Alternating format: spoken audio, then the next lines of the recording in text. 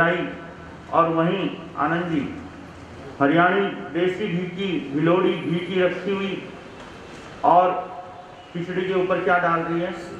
पहले का समय तो घी खाने का था, अब तो कौन घी खाता है। घी से डर लगता है सबको कि कब कोलेस्ट्रॉल बढ़ जाए, हार्ट की तकलीफ हो जाए। तो महाराज को घी बेरा रही है। महाराज क्या कर रहे हैं, अरे बस करो बहन, खप नहीं है, खप नहीं है, खप नहीं है। लेकिन बहन उत्कृष्ट भावना, हम भी जाते हैं घरों में, बहनों की इतनी उत्कृष्ट भावना है कि बस महाराज के पात्र में किसी तरह से भी पड़ जाए। अब ये नहीं देखते कि 4 संत हैं, कितना गोचरी करेंगे, कितनी गोचरी खाएंगे। अपने बच्चों को तो आने नहीं देती स्थानक के अंदर। जब संडे के दिन बच्चे आए, दूसरे दिन लोग पूरी तरह से बच्चों स्थानक में रोज रोज जाए, क्या पता दस्सुकमाल करे, विराग में कोई आ जाए। जैसे ही क्लास पूरी होती है बच्चे ऊपर आते हैं, मैं कहानी सुनाता हूँ, इतने में मम्मियाँ सबकी लेने के लिए आ जाती है। सब बच्चों को कि बच्चों हो गया, चलो चलो चलो चलो, टाइम हो गया, टाइम हो गया। सब बच्चों को जल्दी से पुनः वापस अपनी केज के अंदर लेने की कोशिश करती है। तो खिचड़ी बहरा रही है बहन, महाराज मना कर रहे हैं। घी बहरा रही है बहन, महाराज मना कर रहे हैं। सेठ जी क्या कर रहे हैं, सिंघवी साहब अक्षर टाउनशिप वाले सेठ जी देख रहे हैं, अरे मौज है महाराज के तो, कमाना नहीं, धमाना नहीं, मार्केट नहीं, टेक्सटाइल नहीं, टावल नहीं, गोल वाला नहीं, रेशम वाला नहीं, कुछ नहीं, मौज है। घी खिचड़ी आराम से खाने को मिल रही है। मना कर रहे हैं महाराज, तो भी अच्छी तरह से सेठानी बहराती जा रही है। मैं मना करता हूँ तो 1 चम्मच बहराती है तो अच्छा ठीक है, जैसी आपकी तबीयत माने। और महाराज तो मना कर रहे हैं तो भी सेठानी बहराती जा रही है। तो ठीक है, ये काम धंधा बढ़िया है आपने, ठीक है, ये रास्ता बोलिए साहब आ रही है मन में, ये काम बढ़िया है। आपने तो कुछ नहीं, कमाना नहीं, धमाना नहीं, कोई टेंशन नहीं, बच्चों की नहीं, परिवार की नहीं। वो अपना सेठ जी खाते खाते सेठानी से महाराज गोची लेके प्रस्थान कर गए, पधार गए, विदाई दे दी, विसर्जित कर दिया। लास्ट में सेठानी, बोलो सेठ जी मेरे मन में एक बात आई है। बोलो बोलो क्या है। बोले महाराज का काम वाम बढ़िया है, अच्छा काम है, कोई मतलब नहीं है, मैं भी सोचता हूँ कि हूँ। तो सेठानी कहती क्या हूँ। बोले समझी नहीं तू। बोले ये काम ठीक है, कितनी टेंशन है घर बार की सबकी, मैं तो छोड़ता हूँ, चला जाता हूँ, अपना सब रोज माल पकवान अच्छे से खाने को मिलेंगे। बोले सेठानी कहती ठीक है, बहुत अच्छी बात है, ये तो अगर संयम के मार्ग पर आप लगते हो तो अच्छी बात है, चलो कोई बात नहीं, बहाना खाने का है तो कोई बात नहीं। घेवरिया मुनि ने भी क्या है, घेवर को देख के विरा गया और अपनी आत्मा का कल्याण कर ही लिया था। सेठानी की पूरी धार्मिक थी, समझदार थी, रोज प्रवचन में आगे आके बैठ के प्रवचन सुनती थी, सब समझदार थी वो कि किस तरह का विराग सेठ जी को आया। 1 मिनट में समझ गई वो सेठानी समझाती है ठीक है देख लो आपका मन है तो। अब सेठ जी देखे सेठानी ने मना भी नहीं किया, सेठ जी देखे ठीक है अच्छी बात है। अब सेठ जी खाना खाते खाते पुनः सेठानी से कहते हैं कि सेठानी एक बात पूछूं। बोले बोलो क्या बात है। कि जो घी खिचड़ी तूने बनाई है, महाराज को भिरा रही है, इस तरह की घी खिचड़ी रोज मुझे खिला सकती है। तो विनीता जी कहती है राजू भाई हो गया, मुझे क्या दिक्कत है, तुम रोज ही खाओ, तुम्हारा माल है, चाहे घी गिलास भर के पियो, हमें क्या दिक्कत है। अभी आपके चेला है, मुंह में पानी मत लाना राजू भाई। तो आपस में बातचीत करें तो सेठानी कहती है कि चाहे जितना खाओ, हमें क्या करना है। तो सेठ जी कहते हैं अपने नरम नरम हाथों से खिलाओगी। बोले हाँ हाँ मुझे क्या दिक्कत है, आप तो रोज खाओ। तो बोले फिर दीक्षा का प्रोग्राम क्या हो गया, दीक्षा का प्रोग्राम कैंसल। तो ये क्या उनसा विराग, यानी खाने पीने के पदार्थ को देखकर विराग आए और तुरंत ही खाने पीने की वस्तु प्राप्त होने पर वो विराग कैंसल हो जाए। लेकिन दस्सुकमाल अणगार का जो विराग था, कितनी नन्ही अवस्था, छोटी सी अवस्था के अंदर वैराग्य का एक अति उत्कृष्ट उदाहरण, जिसे कह सकते हैं इतना महान उदाहरण कि जिस दिन दीक्षा ली, जिस दिन प्रभु के दर्शन किए, सबसे पहले जिस दिन प्रभु के दर्शन किए, एक वचन सुना और एक प्रवचन सुनते ही वैराग्य आया, और जिस दिन वैराग्य आया उसी दिन राजा बने, और राजा बनते क्या ली, दीक्षा ली, और दीक्षा लेते क्या किया, साधना में लगे, और साधना में लगते ही उपसर्ग को सहन किया, और केवल ज्ञान, केवल दर्शन, अपूर्व करण, क्षायिक सम्मित को प्राप्त किया, और तुरंत ही उसी दिन क्या किया, मोक्ष को प्राप्त किया। ऐसा अन्य स्थान पर आपको उदाहरण कहीं प्राप्त नहीं होगा। इतनी छोटी अवस्था के अंदर एक ही दिन के अंदर क्या है, एकांत उदीर्णा करके सभी कर्मों को एक साथ समूल नाश करके अंतगढ़ को यानी मोक्ष को जीत लिया। तो उस गस्स कुमार अंगार का आप वचन प्रवचन सुन रहे हैं। फरमाते हैं श्री कृष्ण वासुदेव कहते हैं, समझाते हैं गस्स कुमार अंगार को कि हे पुत्र, हम तुम्हें एक दिन के लिए ही सही राज सिंहासन पर बैठाकर तुम्हारी राज स्त्री को देखना चाहते हैं। तुम राजा बनकर किस प्रकार दिखते हो, हम तुम्हें राजा बनाना चाहते हैं। तुम एक दिन के लिए सही राज लक्ष्मी को स्वीकार करो। माता पिता बड़े भाई के अनुनय विनय को अनुरोध को स्वीकार कर गस्स कुमार चुप रहते हैं। मोनम स्वीकृति लक्षणम, इस प्रकार जानकर बड़े समारोह के साथ उनका राज्याभिषेक किया जाता है। और राजा हो जाने के बाद माता पिता श्री कृष्ण वासुदेव सभी हाथ जोड़कर उनकी सेवा में खड़े हैं। हे पुत्र, तुम क्या चाहते हो, तुम्हारे क्या मनोगत है, क्या मनोरथ है, क्या मन में विचार है। गस्स कुमार जो अभी है वो उत्तर फरमाते हैं कि मैं दीक्षा ग्रहण करना चाहता हूँ। मेरी दीक्षा की अति शीघ्र तैयारी की जाए, एक पल की भी देरी न की जाए। तो गस्स कुमार की आज्ञा अनुसार, राजा गस्स कुमार की आज्ञा अनुसार सभी जो है दीक्षा की सामग्रियां वहां पर मंगवाई जाती है। दीक्षा महोत्सव किया जाता है। विशाल महाबल के समान ही दीक्षा स्वीकार करते हैं। गस्स कुमार राजा अंगार बन जाते हैं। इरिया आदि 5 समिति से युक्त होकर सभी इंद्रियों को अपने कंट्रोल में करके वश में करके गुप्त ब्रह्मचारी बन जाते हैं। तैणम से गस्स कुमारे अंगारे जम चेव दिवसम पवये तस्सेव दिवसस्य पुव्वावरण्य काल समयं सीजेणेव अरहा अरिक्षणेमि तेणेव उवागच्छैवागच्छितारहं अरिक्षणेमिं तिकुत्तो अयाहिनं पयाहिनं करे करिता वंदैनं सैवंदितानं चित्तायं वयासि इच्छामणं भक्ते तुभ्यं अब्बन्नुनाय समाने महाकालंसि सुसानंसि एगरायं महापरिमं उवसंपजित्तानं विहरितये अहासुहं देवानुप्रिया।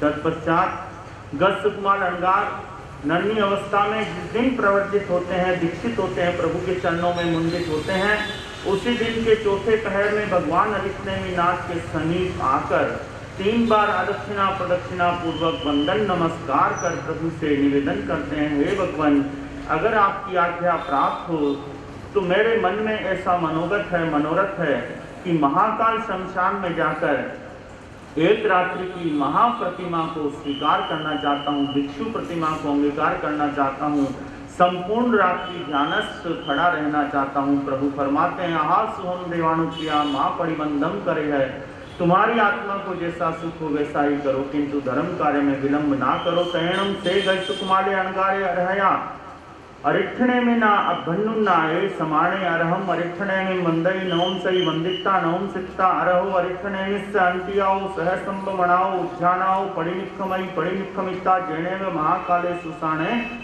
तेणे उवागच्छिता उच्चार पासमाणम भूमिम पड़िलेहिता ठंडिनम पड़िलेहिता इसिम पभार गयनम कायनम जाव दोवी पाए साहट्टु एगरायम महापड़िमम उवसंपजित्ताणम विहरई। तत्पश्चात प्रभु से आज्ञा प्राप्त कर प्रभु को वंदन नमस्कार कर सहस्राम्रवन उद्यान से निकलकर महाकाल शमशान में वो गस्स कुमार अंगार नव दीक्षित मुनिराज पहुंचते हैं।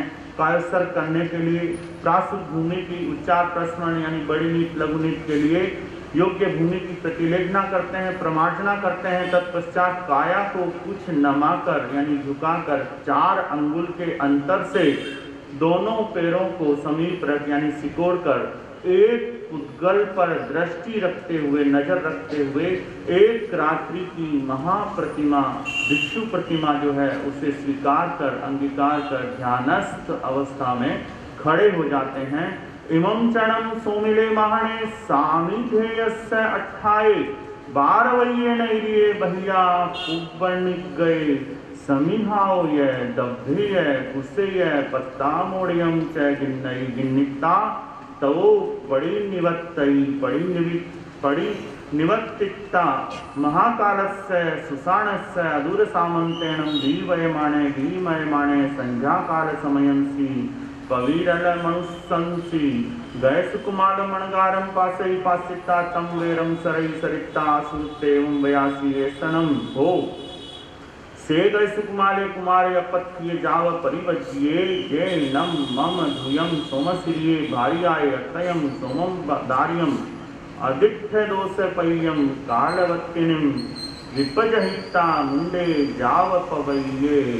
उसी समय सोमेन नाम का ब्राह्मण, जिसकी कन्या की याचना वत्स कुमार के विवाह के लिए श्री कृष्ण वासुदेव करते हैं, वही सोमिल ब्राह्मण वत्स कुमार लंगार के शमशान भूमि से जाने से पहले ही अपने हवन आदि के लिए समिधा यानी हवन के अंदर जो वस्तुएं उपयोग में आती है, कुछ डाब पत्ते आदि, वह लेने के लिए द्वारका नगरी से बाहर निकला था और वह सोमिल ब्राह्मण समिधा की वस्तुएं प्राप्त कर पुनः अपने घर की ओर लौट रहा था।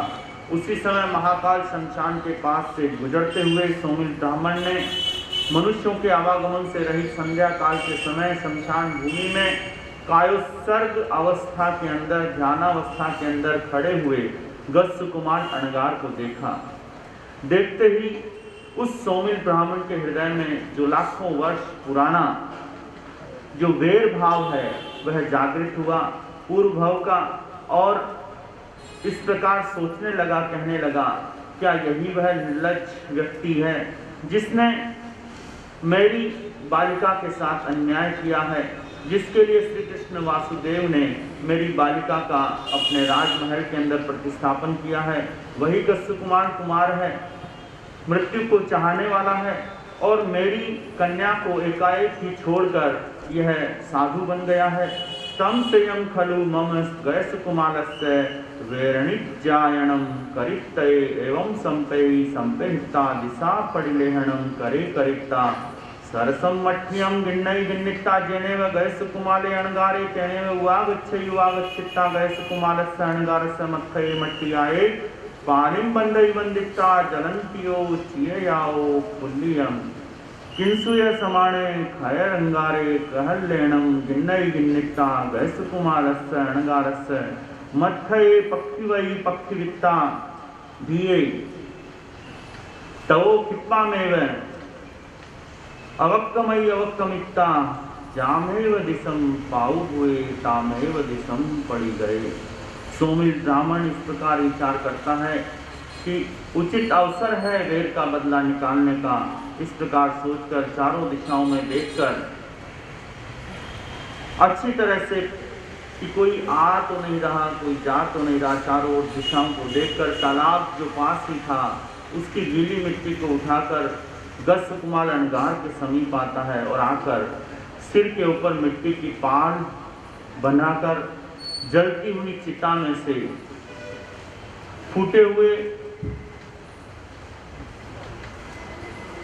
मटके के बर्तन से जो है टेसू के फूल के समान धड़कते हुए अंगारों को उठाकर वह सोमिल ब्राह्मण, वह निर्लज्ज ब्राह्मण अंगारों को उठाकर वत्स कुमार अणगार जो नन्ही सी अवस्था में है उनके सिर के ऊपर क्या है अंगारों को रख देता है और मुझे कोई देख न ले, मुझे कोई समझ न ले, इस प्रकार मन में विचार कर वह ब्राह्मण भय से चारों ओर इधर उधर देखता हुआ, निहारता हुआ जल्दी से वहां से भाग जाता है।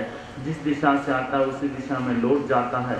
तैणम तस्य गयसुकुमारस्य अणगारस्य शरीरयंसि वेयणा पाउ भूया उज्जला जाव दुरहि आसा तैणम से गयसुकुमारे अणगारे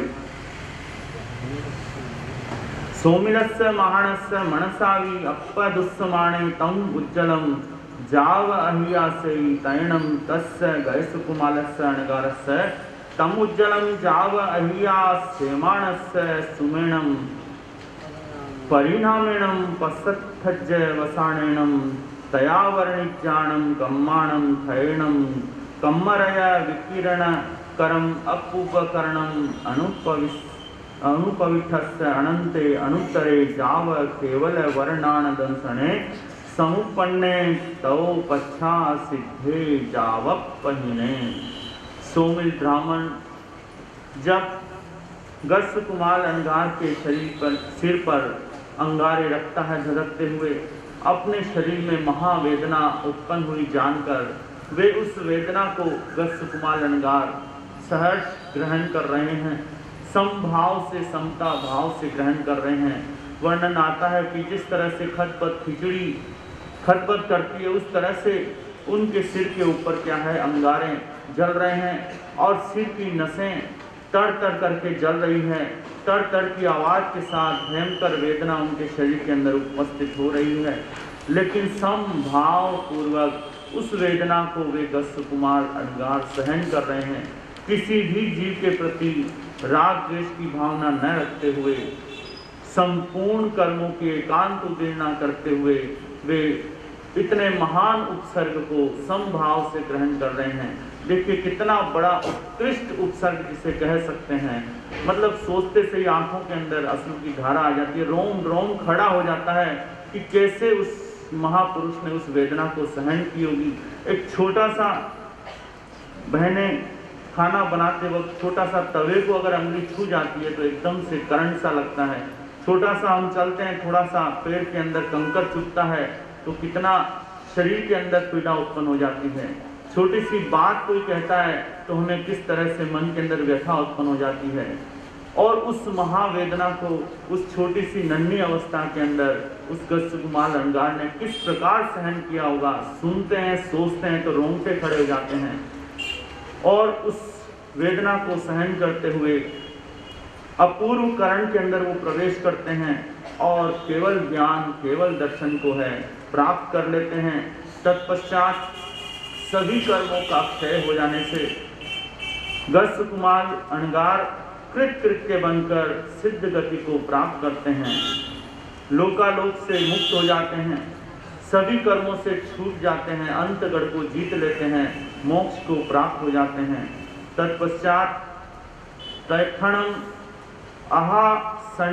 अहासन्निहिं देवेहिं सम्मम आराह्यन्ति कट्टु दिग्वे सुरभि गंधोदये बुद्धे दशद्वन्ने कुसुमे निवाड़िये चेलुखेड़े कये दिग्गय गियत गंधर्वनिनाय कये यावि उत्था।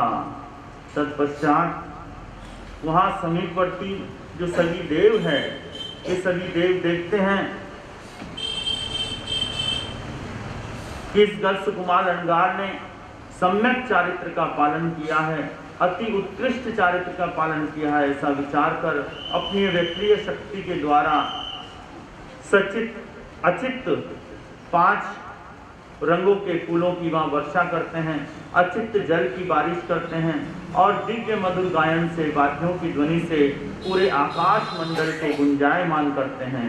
तैणम से कन्ने वासुदेवे कल्लम पाउप भायाए जाव जलंते नाये जाव विभूषिये हत्ति खंडवर गए सकोरंट मल्ल दामिणम छत्तेणम धरिज्यमाणेनम सेयवर चामराहिं उद्धुवमानिहिं महया भड़ चढ़ गर पह कर वंद परिक्ते बारवैन्नयं मध्यम मध्यनम जेनेव अरहा अरिक्षणेमी तेनेव पहारिठ गमनाए। गुरुदेव उपाध्याय श्री पुष्कर जी महाराज साहब इस मौके पर एक छोटा सा भजन जो गस्स कुमार की महिमा को व्याख्यायित करने वाला है फरमाते थे। आप और हम सभी उस महापुरुष की जय जयकार लगाते हुए 2-4 लाइनें उस भजन की गाने का प्रयास करेंगे। धन धन हो गज सुकमाला की जय जय हो गज सुकमाला की क्षमा धर्म रखवाला की क्षमा धर्म रखवाला की जय जय हो गज सुकमाला की जय जय हो गज सुकमाला की। वसुदेव के नंदन प्यारा है, वसुदेव के नंदन प्यारा, श्री नेम से संयम धारा है, श्री नेम से संयम दृढ़ प्रतिज्ञा पालन वाला की, दृढ़ प्रतिज्ञा पालन वाला की, जय जय हो गज सुख माला की, जय जय हो गज सुख माला। शमशान में जाकर ध्यान धरा, शमशान में जाकर ध्यान धरा, सो मिलने देख के कोप करा, सो मिलने देख के कोप करा, समता के सागर वाला की, समता के वाला की, जय जय हो गज सुख माला की, जय जय हो गज सुख माला की। सिर पर मिट्टी की पाल बना, सिर पर मिट्टी की पाल बना, अंगारे जलते रख घना, अंगारे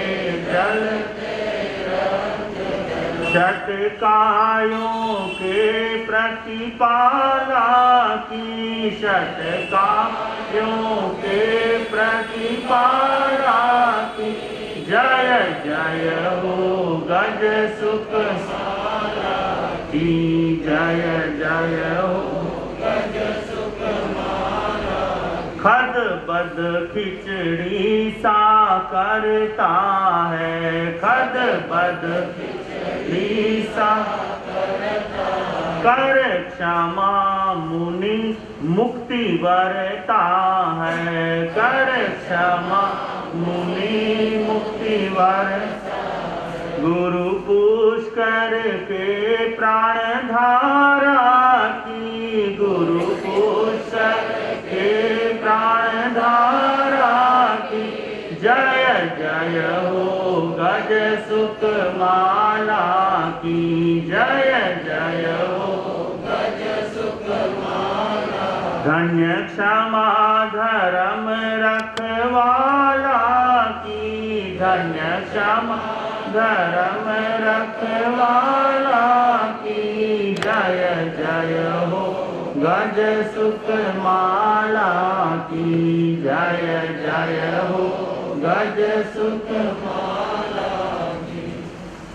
इधर गज सुख माल अंगार की दीक्षा के दूसरे दिन सूर्योदय हो जाने के बाद श्री कृष्ण वासुदेव स्नानादि से निवृत्त होकर सभी अलंकारों से अलंकृत होकर हाथी पर बैठकर तोरण के फूलों की माला से युक्त छत को सिर पर धराते हुए दाएं बाएं दोनों तरफ सफेद चंवर बिजाते हुए अनेक सैनिकों के समूह से युक्त होकर श्री कृष्ण वासुदेव द्वारिका नगरी के बीचों बीच मध्य से होते हुए प्रभु के चरणों के अंदर उपस्थित होने के लिए प्रस्थित होते हैं। तैणम से कन्ने वासुदेवे बारवय्य नैर्ये मध्यम मज्जनम निगच्छमाणे कम पुरिसम पासई जुन्नम जरा जर्जर्य देहम जावकिलंतम महई महा लयाओ इट्टगरासियो एगस मेगम इट्टगम गहाय बह्यारत्थापहाओ अंतोगिहम अनुपविसमाणम पासई।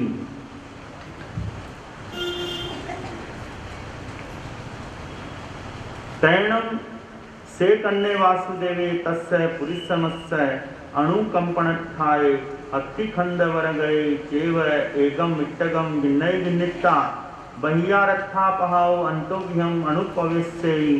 तैणम कन्नेणम वासुदेवनम एकये इट्टगाय गहियाय समाणीये अनेगहिम पुरिससहेम से महालये इट्टगस्य राशि बह्यारत्थापहाओ अंतोघरंसी अनुपवेशेयी।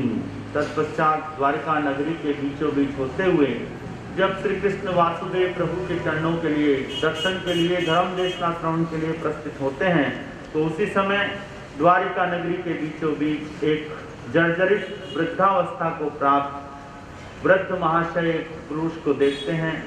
वृद्धावस्था के कारण उसकी देह अत्यंत जर्जरित है, दुखी है। वह ऐसी स्थिति को प्राप्त वह वृद्ध पुरुष अपने घर के बाहर रखी हुई ईंटों के ढेर में से एक एक ईंट को उठाकर अपने घर के भीतर रख रहा है।